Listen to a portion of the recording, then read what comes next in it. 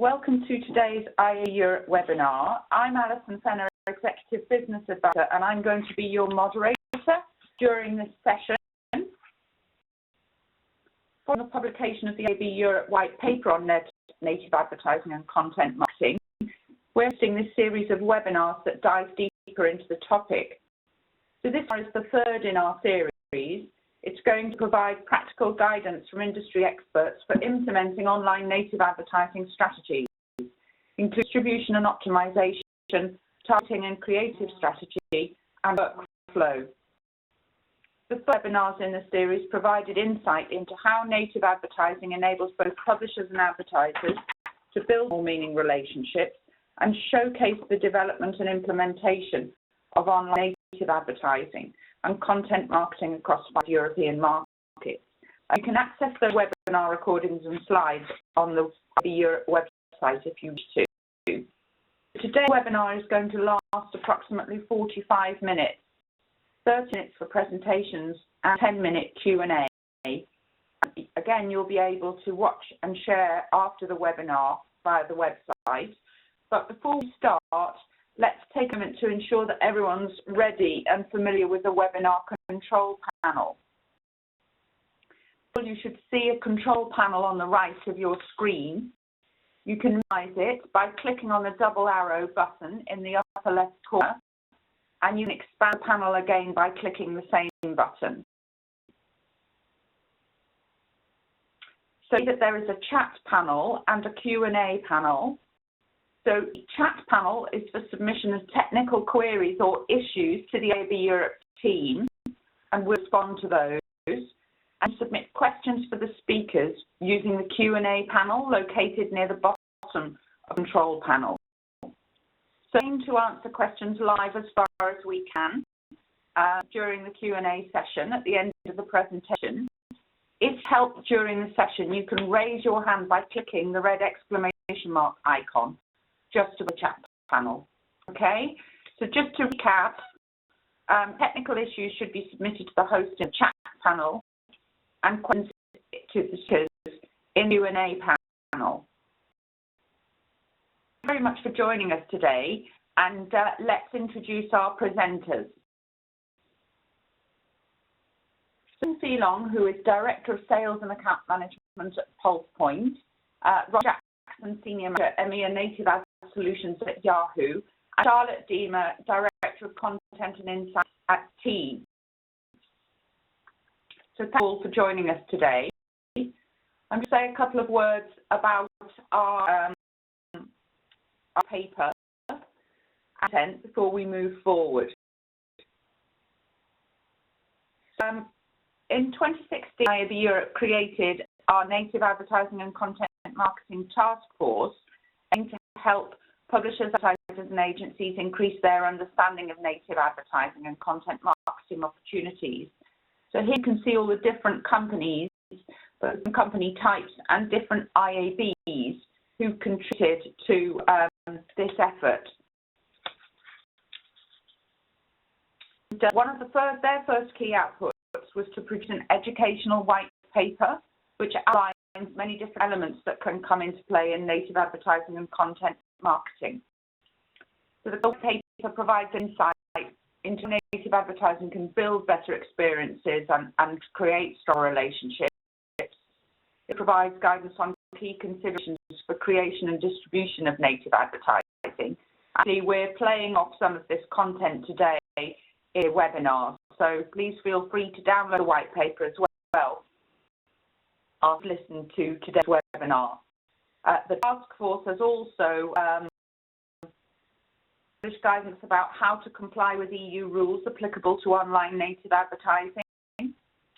There's clear and practical information on helping advertisers and publishers and marketing practitioners understand the requirements of the relevant legislation in terms of providing transparency to consumers engaging with online native advertising or content marketing. That's also on our website. So a words about our pan-European definitions. So before writing the white paper, the task force set out to define native advertising and content marketing is to have a consistent reference point across Europe. The first stage of this was to review definitions implemented at local level, and it was clear the understanding of what native advertising and content marketing means varied across the market. So we worked with the national IABs within the task force and the corporate members to create the clear definition that you see here in front of you. Two areas being native distribution ad formats, ad units used, the automated distribution of content at scale, and that's aligned to the style and format of the surrounding environment, and content-based advertising, commercial content that is advertiser-controlled or jointly published advertiser-controlled, and is designed to fit with the format and style of the surrounding editorial content. Okay, that's enough for me and my slides. So let me now move over, and in the first instance, to Ben Phelan, who outlines some key considerations for distribution and optimization of native advertising. So Good welcome, afternoon. Ben, from PulsePoint, and over to you. Hi, good everyone. Can you hear me? Yeah, we can. Loud and clear, thanks. Grand. Okay. The effectiveness of native and content-based advertising, when done well, is undisputed. After all, it's one of the oldest advertising methods, and its value to brands increases exponentially in the programmatic era as data distribution and optimization tools are more readily available. However, the content that marketers and brands are creating is only valuable if it can be shown to the correct audience. Consumer jumps from channel to channel and across various devices at different times of day. And those marketers to constantly test them channels and approaches, or is quite common as well, is to over-rely on one or two channels. People can probably what those are. While targeting by audience or context has made it somewhat easier to find a desired audience, fragmented distribution of content-based advertising has become a major pain point for advertisers and marketers. The overwhelming variety of possible channels for distribution has created something of a paradox of choice for advertisers. There are numerous social networks, native advertising, and content discovery platforms to choose from, all offering variations on a theme. Some have strong audiences, some have got a very niche, valuable audience, some have exciting formats, and a combination of all of the above. So trying to choose exactly which channel to distribute your content across, or which channels to distribute your content across, can be a little bit baffling. A good starting point is to consider and understand the differences between channels and what best supports the content type and message that you're looking to promote. Advertisers should evaluate the best channel suited for their strategy. Obviously, not all channels are suitable for all kind of campaigns or all types of content. So Snapchat isn't a fantastic fit for a B2B campaign. But conversely, relying solely on something like LinkedIn may drastically reduce the reach that you're able to access because it is comparatively quite expensive. Can you then complement that with running on native channels, access to financial publications or articles around finance that would be more relevant to the audience you're looking for, and expand the reach you can get without breaking the bank. Global brands like TaylorMade Golf have started to address managing multiple distribution platforms and channels by leveraging one programmatic platform to distribute native and content-based advertising. Has access to multiple partnerships, and partnership kind of means an integrated social media platform, native or content discovery platforms, centralized billing, and consistent engagement and performance metrics. And compare apples to oranges across different native and content discovery and social platforms that you're distributing your content on. A single platform not only helps reduce the workloads associated with manual time-consuming processes such as data optimization, but it enables unified management and measurement, helping marketers better evaluate campaign success by using more relevant and consistent metrics. What you want from your content campaign before it begins is vital. Being able to combine all of your user and page-level metrics into one platform, metrics like dwell time, scroll speed, social shares, as well as tracking sometimes more valuable, but also some more complicated interactions with things like white paper downloads or registrations and sign-ups for lead generation, makes evaluating the return of investment significantly easier, and it makes it possible to find the next campaign or a piece of content that you are creating. It is critically important that advertisers and the right distribution partners that have more integrated strategies reach audiences across multiple channels and devices at scale. Are there any questions from anybody? You can, I guess, in the K box. Great. So we'll look out for questions, and in the meantime, we will be passing the presentation to Robin from Yahoo, who's going to give us some insight into developing an effective targeting and creative strategy. Thanks. Can you hear me okay? Yeah, you've got full control of the slide. I have the power. Okay, well, afternoon, everyone. Thank you for having me.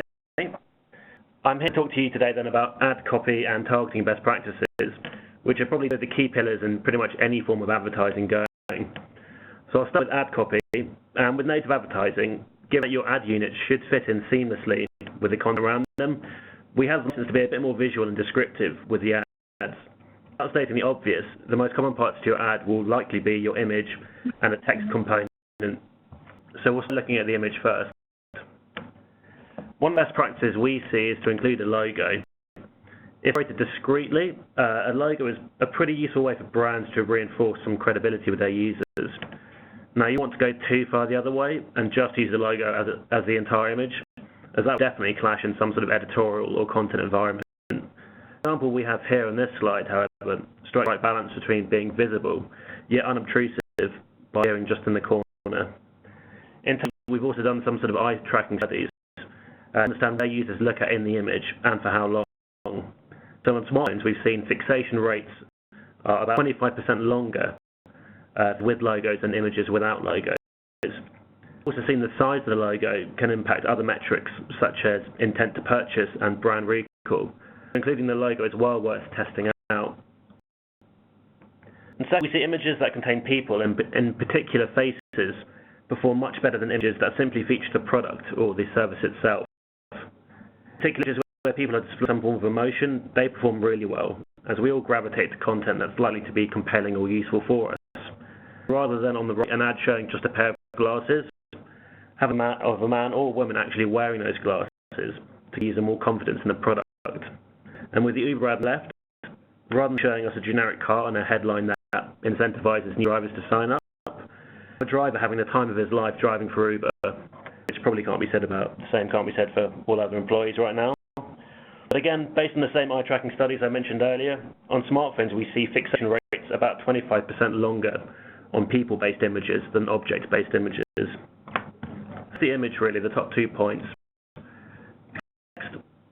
Really, just limit test you can follow is, would you actually click the ad? You have to compel the user to want to learn about what you're saying. It can be achieved through a few ways, such as conveying emotion, speaking the consumer's language, or something incredibly formal, and by some sort of integrity and credibility with your message. In structure, our best practice is to ensure that the text adopts a 3-step process that ignites, enlightens, and engages users. By ignite, what we mean is to include some sort of teaser or provocative question that can spark some sort of interest. There's no place for this then in the ad title, as that's the first thing the user reads after looking at the image. And given more time people read the ad title than read the description, it's important to use that title to make an impression. It's also noting that on smartphones and in-app ads, that is often the only part of the written ad copy you'll actually see, so it needs to grab the user's attention. As for the ad description, that's really where you can enlighten the user. It's often best to describe the benefits of a product or service. So I'm simply listing out the features of that product. Benefits are more likely to engage with users emotionally. And that's often a good tip to include the word you in your copies. This can help sort of empower the user. And so finally for engagers, I guess another common word for that would be just call to actions. So they're often designed to give the user that sort of final push to actually visit your site. It could either be in the form of some sort of Shop Now button within your ad, or just some form of sensitive incentive in your text. Copy, however, is no guarantee that it'll actually achieve any of your goals. You could spend time or money actually creating the best content in the world, but if you target it to the right user, you've wasted both.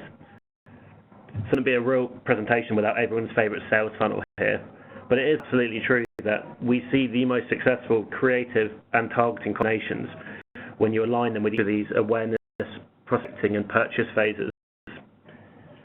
So this phase, people are typically unfamiliar, or at least not considering the product, brand or service in question, so to limit your reach with unnecessarily restrictive targeting settings. Applying geolocation or demographic targeting should go without saying, but effective tactics to try out. Lookalike audiences, to start with, are probably a great compromise between scale and relevance. So lookalike audiences can be based on a variety of seed users, so users who have potentially visited your website in the past or who have purchased a product, or users who've downloaded your app. A great way of utilising your own first-party data to other users demonstrating the same sort of signals. There was another simple way of using your own first-party data here would be to exclude users who've actually visited your site already, just so you're not wasting any ad spend in this phase on users who already know your brand. And lastly, be sure to try out any behavioural targeting that you're able to use in the platform you're using. In most platforms, users can be targeted based on their interests, such as travel, banking or clothing, and are another really simple way of ensuring your ads are serving to a relevant but large audience. As for the prospecting phase, people should already have some familiarity with your brand, or at least with the service you're offering. The challenge is really how to identify those users. At Yahoo, we're lucky that we have a lot of search query data which we can anonymize and aggregate up, and we can use that to create all sorts of different search segments. And because search queries carry some of the highest intent signals out there, they're a way of identifying users in the market to either buy product or looking for information about a brand or service. In a similar way, email data is equally powerful, where we anonymize and create relevant audiences based on the types of emails people receive, such as purchase receipts, or the company domains they receive emails from. I think the key point here really just whatever publisher you're using, look to advantage of any first-party data signals they have. And lastly, in the purchase phase, clients again can really make use of their own first-party data, including retargeting people who previously visited their site or people who've abandoned their cart before purchasing an item. You look to upsell new products to customers who may have purchased another item, so if they've just bought a pair of shoes, retarget them with a pair of jeans. And it often makes sense to exclude users who've recently converted, as no one likes being retargeted with the same pair of shoes they just bought. So let's bring this to life with a real-life scenario. For a company, let's say, who may want to drive sales for a new range of dresses, apply probably the following targeting to some of those campaigns. You may want to target people interested in style and fashion, and you may want to just target females in a certain age range. Like audience would also, based on users who've already bought a dress online, would be a great way to find new customers that behave in a similar fashion. If we go down that funnel, create one of people who've received emails from clothing companies such as ASOS or River Island or Topshop. You could also target users who have really demonstrated intent by searching for queries such as spring fashion. And lastly, for those users who've already visited your site, and in particular for users who've actually been to your site already, perhaps put an item in your basket and then gone off to retarget those users with some sort of last-minute encouragement or even like an offer to have shipping or a discount. So to wrap up, I'd say by structuring your campaigns based on users at these different stages of the purchase funnel, you'd look to use a combination of your first-party data and the publisher's own first-party data. It should then give you the flexibility to align your ad copy as relevantly as possible to those different users. It also allows you to be more strategic with your bids and your budget based on how far down the funnel each of those people actually are. So that's all for me. Now back to you, Alison. Thanks much, Robin. We're now going to hand over to Charlotte from Teeds and to give us an overview of the workflow of developing native advertising campaigns. Charlotte? And good afternoon, everyone. Can you hear me well? Yeah, that's super. Thank you. Brilliant. I'm going to talk about the workflow. I heard the slides. Yeah, yes, brilliant. There you go. Talk the classic workflow, because then, of course, there are obviously many exceptions here and there. But let's look at what the classic workflow looks like. This is what all the pieces of the puzzle should look like at the end. Let's them one by one. We start with the client brief. Where the magic happens, so where all the ideas are, where we think about what can be done, would be nice if, so it's about translating all these ideas into a feasible brief. Then KPIs as well. And with the media means not only giving some KPIs in terms of media objectives, but probably what's more relevant for the brand is ultimately to drive business objectives, to drive return on investment in line with business objectives. So this is where it's particularly relevant to prepare a brief for media partners that be responded in different ways. So as the media partners are briefed, one of the things that needs to be taken into consideration is that every media partner works in different ways. So what does this mean? It's all parts of a brief written by a brand might be applicable to all media partners. Be consistent is KPI, objectives, and then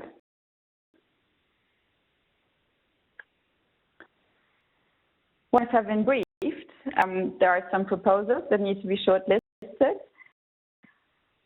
Stage where there is the opportunity for feedback, for revision. So it's not uncommon that a media agency would go back to the different media partners and ask for feedback on certain points or clarifications. And this is obviously an opportunity for the different media partners as well to flesh out their proposal a bit more and really get the feedback from the agency and from the client. This is a point where it's relevant to insist on activeness, for instance, or how can a specific media partner drive innovation? Is there an opportunity for yes first? Really looking at, again, where the magic happens, right? So really taking it back to the original client brief and looking at how to work together so to make the magic happen.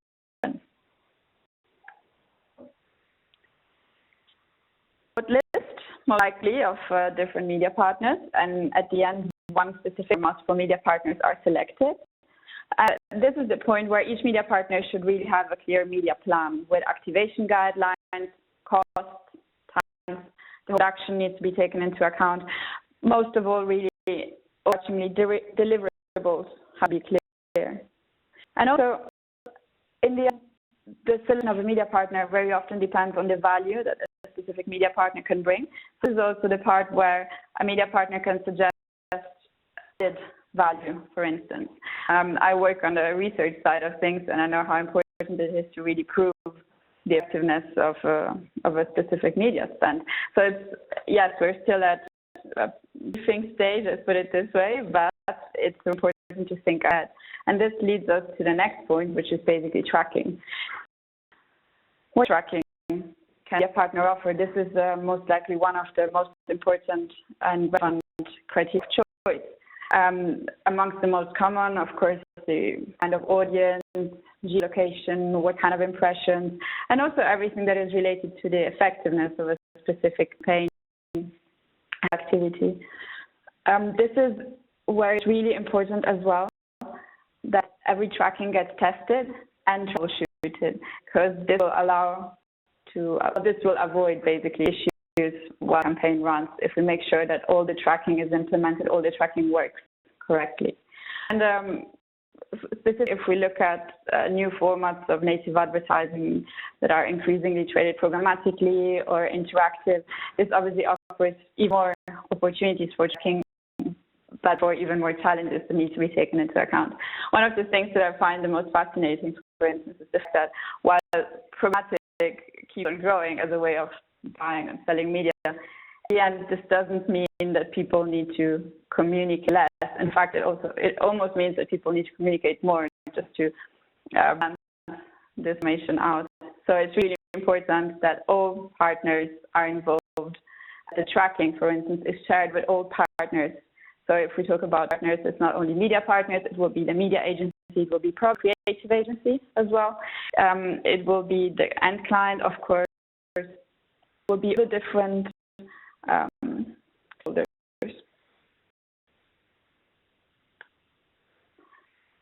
A plan is always a good idea. This takes us back to before the activity commences, but it's something that needs to be revised as we go. So project plan is something that, in my opinion, is very much a living being almost, because there are some guidelines and there are deadlines and there are deliverables, but that's very much to do with optimizing where need be. And so it's an opportunity for the clients to get involved if they want to, if a brand wants to be involved. It's fascinating to observe how certain clients want to more hands-on, some others leave everything to the media agency. Sometimes media agency and the client really work in tandem. So it's very, very different. So carrying out the project is obviously very important as well. And again, it's important that it's clear who does what. So should I speak to if I have an issue? Who can help me solve that issue, especially, again, with programmatic and with multiple stakeholders involved. This needs to be very, very clear. And but not least, certainly, the post-activation analysis. Yesterday, I was listening to a TED Talk, which was called How to Get Better at the Things You Care About. One of the interesting things was that was saying basically most of the times we're in one or two major mindsets. So either it's performance or it's learning. It's the mindset that starts or should start exactly after the performance. So of course we've campaigned, so our learning now. Otherwise it is useless to have all the data. Analysis, data points are useless if they lead to an interpretation of the data and if they don't lead to recommendations. So this is a really nice opportunity for a brand to reflect on the activity that they care about and to really look at what be done better. And in my opinion, this is also where it's relevant, again, that all stakeholders work together and where effectiveness of the activity that has been run can be proven. This is the classic workflow, I would say. One of the things that I've observed that are interesting lately is that there tends to be a full workflow, this I've just described, and then sometimes there are some more informal work as well. So for instance, there could be a pre-brief in form of brainstorming sessions, client shops. So these are all ways of exchanging ideas and really on the ground for a successful campaign. That's it on my side. If there are any questions, I'm happy to take them now or later, or as Alison has foreseen. Very much, Charlotte. I think that as you've just spoken, we will stick with you for the first question, actually. So I'm going to welcome Robin and Ben back in as well, and then if anybody else wants to chip in as we go along, that's fine. So thanks to all of you, first of all, for your presentations. They were really clear and to the point and beautifully expressed, so very much for that. So you were just speaking at the end about variations to the workflow you presented, and you talked about the pre-brief and the workshop idea. I think one of the points that I really picked up on was your affirmation about the need for learning at the end of the process. So are there any other ways that you've seen people innovate to get the best learnings out of the campaign in order to feed into the next one? We're actually running a campaign at the moment that's based on constant learning, funny enough. So we're working, like an example, we're working with a major brand in the entertainment category. The campaign is running programmatically. For those who aren't familiar with TEEDS and with what we do outstream video advertising, so it's natively positioned video players that play within text, so on publishers. I think is that we have 21 different creatives, and the creatives are optimized and actually are created as we go. Since it's entertainment-based content, visions of a creative are filmed every day together with the TEED Studio, which is the interactive content arm of TEED. The creative is then adapted to the day. Some interactive elements, and is then distributed. And the day after, we see how has it performed, what can be improved in the targeting, how can the device targeting be optimized. This is done both in real time, and then of course in the day after as well. So to plan the creative really. Okay. This whole idea really came about in one of these informal pre-briefs. We had a workshop with a client. The creative agency was involved, the media agency was involved, and this is where a few ideas came about, and this is how the whole campaign was born, really. Great, that's super, thank you. So I'm going to move on to Robin now. So Robin, I wanted to ask you how you see the creative possibilities for native advertising differing to traditional display advertising. Taking in mind the fact that they need to integrate with these editorial content. So do you have any views on that you'd like to share? Yeah, I think to start with, I think because your ads are going to be integrated into the surrounding content, you have to recognise to start with the mindset that the user's going to be in. They're engaging with and scrolling through the organic content on the page.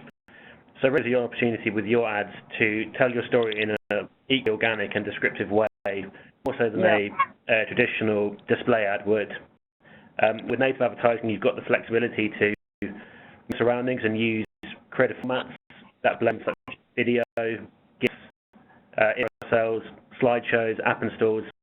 Those can help drive traffic or raise brand awareness or distribute content. And to be honest, there's nothing to say that they can't be engaged with or shared in the same manner as the organic editorial content.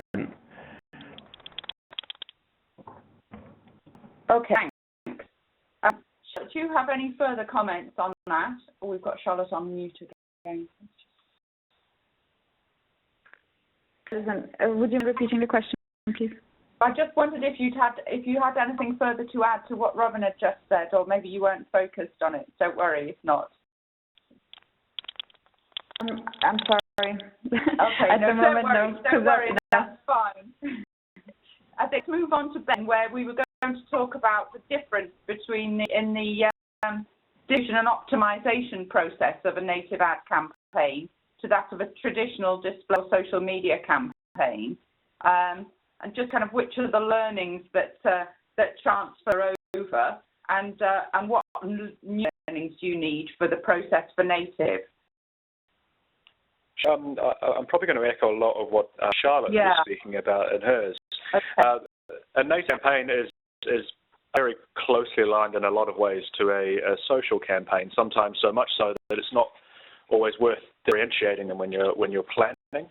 I think the things to consider when you're looking at a native campaign is how you're presenting the ads, and as to what Robin was just speaking about, is because all of these native ad units are sitting in feed, they're fitting the form and function of the page they're on. It gives a lot of flexibility to vary and test the way you're presenting the content to the user. So it's a little bit different from a standard display campaign. And then also understanding if you're doing across lots of different native channels, all of the users that you're collecting almost from these different channels of equal value to you. So setting out your campaign metrics and targets before you begin. Again, this goes back to what Charlotte was speaking about, and understanding what's really valuable to you after the end of a campaign. A lot of people, when they're running campaigns, content native campaigns for the first time, they'll focus solely on something like clicks because it's easy to understand. You can say, oh yes, I've got this much new traffic from these native sources, fantastic. But is that going to turn into return on investment? Are you looking at users that are actually genuinely engaged in the content? Are they going further into your site while they've read the content itself? What are they doing then? So looking at deeper the metrics to how people are actually consuming the content that you're presenting them with, if they've already said that they're interested by clicking on that native ad. So it differs from a standard display campaign in that you might be looking at different metrics, but you still want to be able to evaluate if it's worth running that campaign again. So looking at metrics that are a little bit more complicated and in depth than just a basic click. Oh, thanks. So I'm just looking to see whether we've got any further questions from the audience that have come in. No, I think just about covered everything. So, so let's do a couple of further wrap-ups then. So I think that you've all given a really insightful look at the process and considerations implementing a native advertising campaign. I think one of the things that's come through is the complexity of the process, but also the importance of thinking outside of the box and not just following a single process, if you like. And I think that's really important. So I'd like to say a big thank you to you all for that. So some further points just share with our audience today. Please feel free to watch and share the webinar recording. That should be on our site in the next couple of days. And provide your feedback in the survey at the end of the webinar. Don't forget to download the Native Advertising and Content Marketing White Paper. A couple of other things come up. So you may have heard that it's the IAB Europe Interact Conference. That's our annual pan-European conference happening on the 12th and 24th of May in Amsterdam. So we have an awards competition happening at the conference. We have both the Mix Awards and the IAB Europe Research Awards. In this awards, there's a native advertising category. Actually, we'd really like people to enter as far as they can in this category. The awards are presented at a gala dinner at the Interact conference. Obviously, all of those who enter, we're really grateful to see that, and we try to showcase as many of the entries, and particularly the shortlisted and winners awards, as much as we can. So the deadline for entries is the 17th of March, so we're really hoping a lot of people can participate in that. So with that, I think we will wrap up and thank again Ben, Robin and Charlotte for your time today and taking us through those presentations. Thanks very much, guys. Bye. Thank you.